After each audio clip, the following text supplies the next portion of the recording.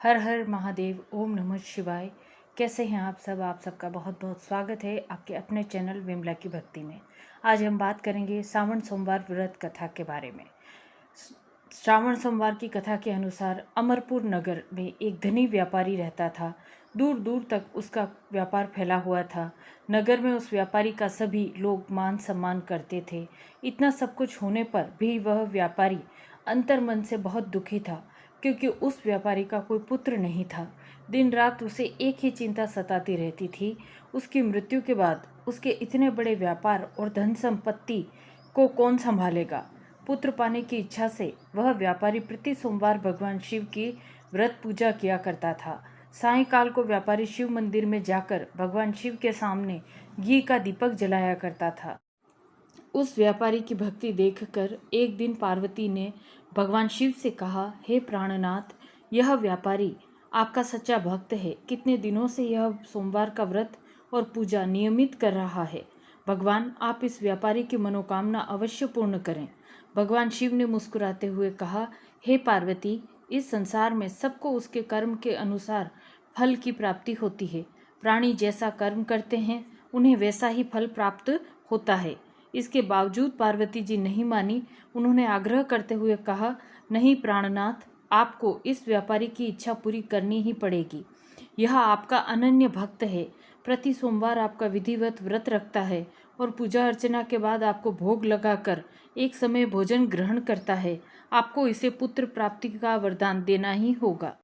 पार्वती जी का इतना आग्रह देखकर भगवान शिव ने कहा, तुम्हारे आग्रह पर मैं इस व्यापारी को पुत्र प्राप्ति का वरदान देता हूँ, लेकिन इसका पुत्र 16 वर्ष से अधिक जीवित नहीं रहेगा। उसी रात भगवान शिव ने स्वप्न में उस व्यापारी को दर्शन देकर उसे पुत्र प्राप्ति का वरदान दिया और उसके पुत्र के 16 वर्ष तक जीवित रहने की बात भी बताई। भगवान के वरदान से व्यापारी को खुशी तो हुई, लेकिन पुत्र की अल्पायु की चिंता ने उस खुशी को नष्ट कर दिया। व्यापारी पहले की तरह सोमवार का विधिवत व्रत करता रहा। कुछ महीने पश्चात उसके घर अति सुंदर पुत्र उत्पन्न हुआ। पुत्र जन्म से व्यापारी के घर में खुशियां भर गई। बहुत धूमधाम से पुत्र जन्म का समारोह मनाया गया। व्यापारी को पुत्र जन्म की अधिक खुशी नहीं हुई, क्योंकि उसे पुत्र की अल्पायु के रहस्य का पता था। यह रहस्य घर में किसी को नहीं मालूम था। विद्वान ब्राह्मणों ने उस पुत्र का नाम अमर रखा। जब अमर 12 वर्ष का हुआ तो शिक्षा के लिए उसे वाराणसी भेजने का निश्चय हुआ। व्यापारी ने अमर के मामा दीपचंद को बुलाया और कहा कि अमर को शिक्षा प्राप्त करने के लिए वाराणसी छोड़ा। अमर अपने मामा के साथ शिक्षा प्राप्त करने के लिए चल दिया। रास्ते में जहाँ भी अमर और दीपचंद्र रात्रि विश्राम के लिए ठहरते, वहीं यज्ञ करते और ब्राह्मणों को भोजन कराते थे। लंबी यात्रा के बाद अमर और दीपचंद एक नगर में पहुंचे। उस नगर के राजा की कन्या के विवाह की खुशी में पूरे नगर को सजाया गया था। निश्चित समय पर बारात आ गई, लेकिन वर का पिता अपने बेटे के एक आंख से काने होने के कारण बहुत चिंतित था। उसे इस बात का भय सता रहा था कि राजा को इस बात का पता चलने पर वह विवाह से इनकार न कर दे, इससे उसकी बदनामी होगी। वर के पिता ने अमर को देखा तो उसके मस्तिष्क में एक विचार आया। उसने सोचा, क्यों न इस लड़के को दूल्हा बनाकर राजकुमारी से विवाह करा दूं। विवाह के बाद इसको धन देकर विदा कर दूंगा और राजकुमारी को अपने नगर में ले जाऊंगा। वर के पिता ने इसी संबंध में अमर और दीपचंद से बात की। दीपचंद ने धन मिलने के लालच में वर के पिता की बात स्वीकार कर ली। अमर को दूल्हे के वस्त्र पहनाकर राजकुमारी चंद्रिका से विवाह करा दिया गया। राजा ने बहुत सा धन देकर राजकुमारी को विदा किया। अमर जब लौट रहा था तो सच नहीं छिपा सका और उसने राजकुमारी की ओढ़नी पर लिख दिया, राजकुमारी चंद्रिका, तुम्हारा विवाह तो मेरे साथ हुआ था। मैं तो वाराणसी में शिक्षा प्राप्त करने जा रहा हूँ। अब तुम्हें जिस नवयुवक की पत्नी बनना पड़ेगा वह काना है। जब राजकुमारी ने अपनी ओढ़नी पर लिखा हुआ पढ़ा तो उसने काने लड़के के साथ जाने से इनकार कर दिया। राजा ने सब बातें जानकर राजकुमारी को महल में रख लिया। उधर अमर अपने मामा दीपचंद के साथ वाराणसी पहुंच गया। अमर ने गुरुकुल में पढ़ना शुरू कर दिया। जब अमर की आयु 16 वर्ष पूरी हुई तो उसने एक यज्ञ किया।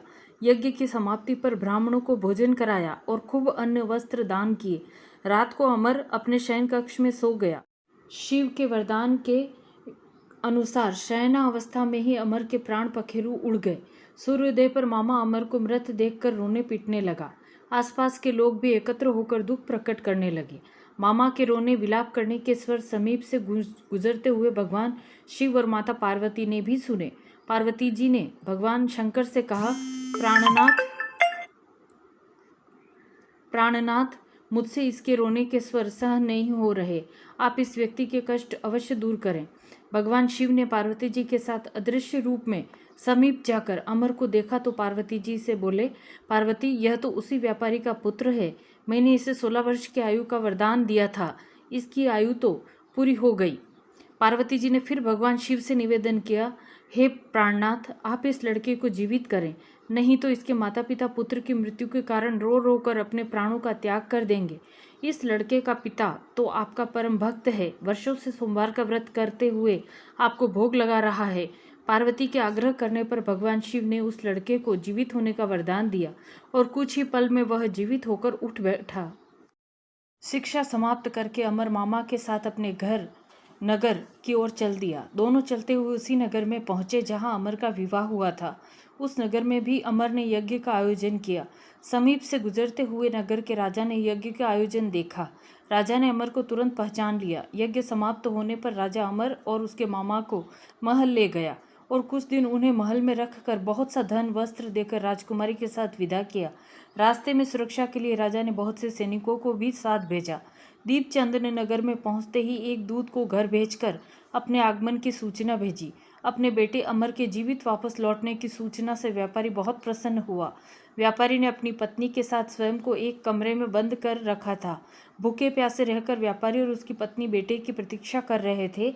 उन्होंने प्रतिज्ञा कर रखी थी कि यदि उन्हें अपने बेटे की मृत्यु का समाचार मिला तो दोनों अपने प्राण त्याग देंगे। व्यापारी अपनी पत्नी और मित्रों के साथ नगर के द्वार पर पहुंचा। अपने बेटे के विवाह का समाचार सुनकर पुत्र वधू राजकुमारी चंद्रिका को देखकर उसकी खुशी का ठिकाना न रहा। उसी रात भगवान शिव ने व्यापारी के स्वप्न में आकर कहा, हे श्रेष्ठी, मैंने तेरे सोमवार के व्रत करने और व्रत कथा सुनने से प्रसन्न होकर तेरे पुत्र को लंबी आयु प्रदान की है। व्यापारी बहुत प्रसन्न हुआ। सोमवार का व्रत करने से व्यापारी के घर में खुशियां लौट आई। शास्त्रों में लिखा है कि जो स्त्री पुरुष सोमवार का विधिवत व्रत करते और व्रत कथा सुनते हैं उनकी सभी इच्छाएं पूरी होती है। तो यह थी सोमवार व्रत कथा। आप ज़रूर सुनिए और पढ़िए।